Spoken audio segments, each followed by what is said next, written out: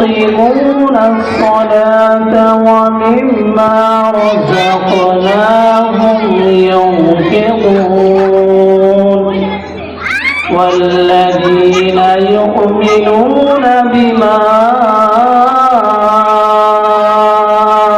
أنزل من قبلك وبالآخرة هم يوقنون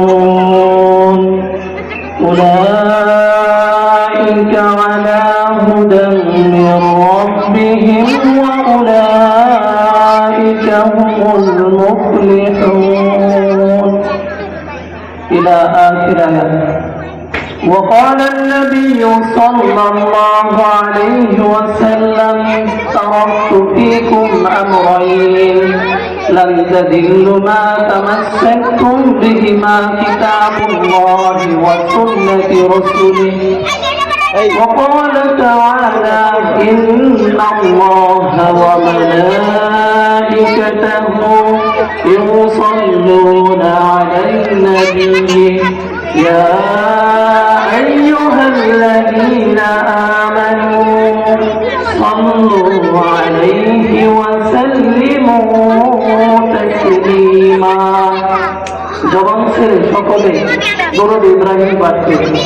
আল্লাহুম্মা সাল্লি আলা মুহাম্মাদ ওয়া আলা আলি মুহাম্মাদ كما صليت على إبراهيم وعلى آل إبراهيم إنك حميد مجيد. اللهم بارك على محمد وعلى آل محمد كما باركت على إبراهيم وعلى آل إبراهيم إنك حميد مجيد. بلغ العلا بكماله كشف الدجى بجماله حصنت جميع خصاله صلوا عليه وآله. الحمد لله.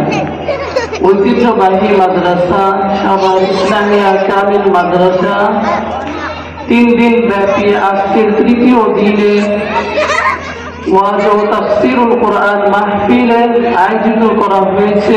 আমরা সকলে আসতে পেরে আল্লাহ রাব্বুল আলামিনের দরবারে মন খুলে দিল খুলে উচ্চ আওয়াজে কালিমাতুশ শুকরিয়া আদায় করি বলি আলহামদুলিল্লাহ। আল্লাহ পাকের দরবারে আসতে পেরে আমরা কি খুশি না বেজা? আমরা আল্লাহ পাকের কাছে খুশি, কারণ লা ইন শাকারতুম লা আযিদান্নাকুম। যে ব্যক্তি আল্লাহ রাব্বুল আলামিনের কাছে নিয়ামতের শুকরিয়া আদায় করবে, আল্লাহ সুবহানাহু ওয়া তাআলা তাহার নিয়ামতকে বৃদ্ধি করে দেবে। সুবহানাল্লাহ। হাদিসের ভাষ্য অনুসারে তামলাউল মিজান, যদি কোনো ব্যক্তি মিজানের পাল্লাটা পরিপূর্ণ করতে চায় সে যেন আলহামদুলিল্লাহ বেশি বেশি পাঠ করে, সুবহানাল্লাহ বেশি বেশি পাঠ করে। আওতামলাহু মা বাইনাস সামাওয়াতি ওয়াল আরদ। শুধু তাই নয়, যদি কোনো ব্যক্তি নেকি দ্বারা ভরপুর করতে চায়, কেমন নেকি? জমিন থেকে আসমান কত মাইল দূরে, লক্ষ লক্ষ মাইল দূরে। আমরা খালি চোখে আকাশ দেখতে পাই না, এটা হচ্ছে গ্যালাক্সি। আওতামলাহু মা বাইনা সামাওয়াতি ওয়াল আরদ। বাইনা মধ্যবর্তী, সামাউন মানে আকাশ, বাইনা মানে পৃথিবীর বুক। এই মধ্যবর্তী জায়গাকে আল্লাহ সুবহানাহু ওয়া তাআলা নেকি দ্বারা ভরপুর করে দিবে। শুধুমাত্র কি একবার সুবহানাল্লাহ বলার কারণে, একবার আলহামদুলিল্লাহ বলার কারণে। তাহলে আলহামদুলিল্লাহ বলা কি আমাদের জন্য লস না লাভ? অবশ্যই লাভ। আমরা অনেকে ছোট ছোট আমল করতে জানি না, করতে চাইও না, অথচ আল্লাহ পাকের কাছে বেশি বেশি শুকরিয়া আদায় করলে আল্লাহ রাব্বুল আলামিন আপনার নিয়ামতের মধ্যে বৃদ্ধি করে দিবেন, বরকত দান করবেন, রহমত দিয়ে পরিপূর্ণ করে দিবেন। সুবহানাল্লাহ। এখানে শহরবাসী অধিকাংশ লোকেরা কি ব্যবসায়ী, অনেকে ব্যবসায়ী লাভ হয় না। মাশাআল্লাহ। যদি কোনো ব্যক্তি ব্যবসাটাকে লাভবান করতে চায় সেজন্য বেশি বেশি আল্লাহ পাকের শুকরিয়া আদায় করে। আমি আপনাদের সামনে যে কোরআনুল কারীমা থেকে সূরাতুল বাকারা থেকে কয়েকটি আয়াতে কারিমা তেলাওয়াত করছি, সেই আয়াতে কারিমা অনুসারে বন্ধা অনুবাদ করবে ইনশাআল্লাহ। যেহেতু সময় অতি নিকটে অল্প, সেজন্য আমি আর দেরি করবো না। কোরআন এমন একটা গ্রন্থ, কোরআন নিজে কথা বলে। কোরআন কি নিজে কথা বলে? কোরআনকে যদি বলা হয় ও আল্লাহর কোরআন, তোমাকে কে নাযিল করেছে? কোরআন উত্তর দেয়, ইন্না নাহনু নাযালনা যিকরা ওয়া ইন্না লাহু লাহাফিজুন। আল্লাহ রাব্বুল আলামিন বলেন, আমি কোরআন নাযিল করেছি। কে নাযিল করেছি? আমি আল্লাহ সুবহানাহু ওয়া তাআলা কোরআনকে নাযিল করেছি। এর সম্পূর্ণ দায়িত্ব আমি আল্লাহ সুবহানাহু ওয়া তাআলা নিজে গ্রহণ করেছি। কোরআনের দায়ভার একমাত্র আল্লাহ পাকের হাতে। বিসমিল্লাহর পা থেকে সূরা নাসের সিন পর্যন্ত আটটি কোনো মুরতাদ, কোনো কাফের, কোনো নাস্তিক পরিবর্তন করতে পারে নাই, ভবিষ্যতে পারবে না ইনশাআল্লাহ। এই কোরআনের দায়ভার কে গ্রহণ করেছে? স্বয়ং আল্লাহ রাব্বুল আলামিন এই কোরআনের দায়িত্ব গ্রহণ করেছে। কোরআনকে যদি বলা হয় ও আল্লাহর কোরআন, তোমাকে কোথায় সংরক্ষণ করা হয়েছে?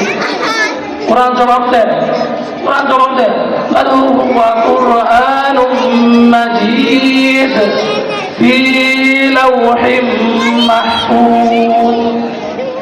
কোরআন বলতে জবাব দিতেছে। কোরআন বলে, আমাকে আল্লাহ রাব্বুল আলামিন লাওহে মাহফুজে সংরক্ষিত করেছে খুবই যত্ন সহকারে। অতএব কোরআনের কোনো আজ পর্যন্ত কোনো জেদ জবরও পরিবর্তন করতে পারে নাই, ভবিষ্যতেও পরিবর্তন করতে পারবে না। এই দায়ভার স্বয়ং আল্লাহ সুবহানাহু ওয়া তাআলা নিজে গ্রহণ করেছে। সেই কোরআনটা সাজানো কিভাবে সাজিয়েছেন খেয়াল করেন। আমরা কোনো বইমেলা সাজানোর সময় প্রথমে ভূমিকা দিয়ে থাকি, ঠিক আল্লাহ রাব্বুল আলামিন ভূমিকা দিতেছে। সর্ববৃহত্তম সূরা সূরাতুল বাকারার মধ্যে আল্লাহ রাব্বুল আলামিন প্রথম 1 নম্বর আয়াতে কারিমার মধ্যে বলেন, আলিফ লাম মিম হরফে মুকাত্তা। তাফসীরের মধ্যে আসছে হরফে মুকাত্তা। হরফে মুকাত্তা ওই অক্ষর বর্ণমালাকে বলা হয় যে বর্ণমালা এক একটা অক্ষর দিয়ে সাজানো হয়। আল্লাহ রাসূল সাল্লাল্লাহু আলাইহি সাল্লাম ইরশাদ করেন, অবশ্যই আলিফ লাম মিম এখানে 3টা অক্ষর আছে, পুরোটা এক অক্ষর না, এখানে 3টা অক্ষর আছে। প্রতিটা অক্ষরের জন্য আল্লাহ রাব্বুল আলামিন এক এক নেকি এবং একটা নেকিকে 10 গুণ, অর্থাৎ এক নেকি একটা অক্ষর বললে 10 নেকি, 3টা অক্ষরে 30 নেকি আল্লাহ রাব্বুল আলামিন আপনার নেকি আমলে দিয়ে দিলেন। এই আলিফ লাম মিম দ্বারা এটা হুঁশিয়ারি। যদি কোনো মুনাফিক, কোনো নাস্তিক, কোনো মুরতাদ বলতে চায় এই কোরআনটা মানুষের রচিত, তখন আল্লাহ রাব্বুল আলামিন ঘোষণা দেয়, তুমি যদি মনে করো এই কোরআনটা মানুষের রচিত, তাহলে আলিফ লাম মিমের ব্যাখ্যা করে দেখাও, এর বাংলা অনুবাদ করে দেখাও, যদি সক্ষম হয়ে থাকো।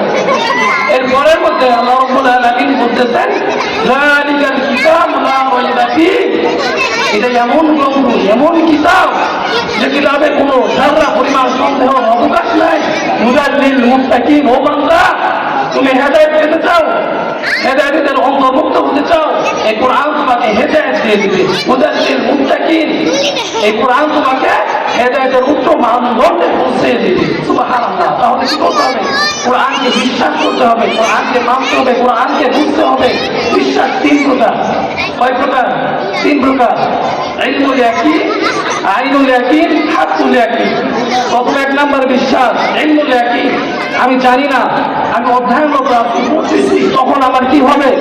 আমার আকলে আসবে, ইলমে আসবে, তখন আমি বুঝতে পারবো যে আমি এই জিনিসটা দেখছি, কিতাবের মধ্যে মুতাআলা করেছি, অবশ্যই আমি এটা জ্ঞান অন্বেষণ করেছি, বিশ্বাস করেছি। এটা হচ্ছে ইলমুল ইয়াকিন।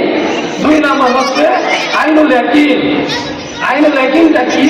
আমি যদি আপনাদেরকে বলি, এখানে আমি যখন মাদ্রাসায় প্রবেশ করছি, একটা গেট আছে, এটা আপনাদের বিশ্বাস করা লাগবে, তখন এটা কি হবে? আইনুল ইয়াকিন, চোখে দেখার মাধ্যমে বিশ্বাস। 3 নম্বর বিশ্বাস হচ্ছে হাক্কুল ইয়াকিন। 3 নম্বরে এমন একটা বিশ্বাস যে বিশ্বাসটা স্বয়ং আল্লাহ রাব্বুল আলামিনের সাথে সংযুক্ত। কেমন? আল্লাহকে কি দেখা যায়? দেখা যায় না। আল্লাহকে না দেখে বিশ্বাস করা নামই ঈমান। আল্লাহকে না দেখার মাধ্যমে কে কে বিশ্বাস করেন? আমরা সকলে আল্লাহকে বিশ্বাস করি। কারণ যদি দৃশ্যমান জিনিসটা চোখে পড়ে সেটা বিশ্বাস থাকে না। যেটা অদৃশ্যমান জিনিস, গায়বের প্রতি বিশ্বাস করা, এটার নামই ঈমান। যেহেতু সময় আমাকে খুবই কম দেওয়া হয়েছে, আমি আলোচনা করলে এর সাহায্য করতে পারি ইনশাআল্লাহ। যেহেতু আমি দুইটা ভাগে বিভক্ত করে ফেলাম, প্রথমে ঈমান সম্পর্কে, তারপরে কুফর সম্পর্কে। সূরাতুল বাকারা দুইটা অংশ আছে, প্রথমে আয়াতে কারিমার মধ্যে একটা ঈমান সম্পর্কে, একটা কুফর সম্পর্কে। ঈমানের ফলাফলটা কি, কুফরের ফলাফলটা কি সম্পর্কে আলোকপাত করা যেত, যাকে আল্লাহ রাব্বুল আলামিন অল্প আমলে আমাদের জন্য কি করো নাজাত করে দিই। সেজন্য আমরা দোয়া করি, ওয়া তাওফিক ইল্লা বিল্লাহ ওয়া আখিরু দাওয়ানা আলহামদুলিল্লাহি রাব্বিল আলামিন। আসসালামু আলাইকুম ওয়া রাহমাতুল্লাহ।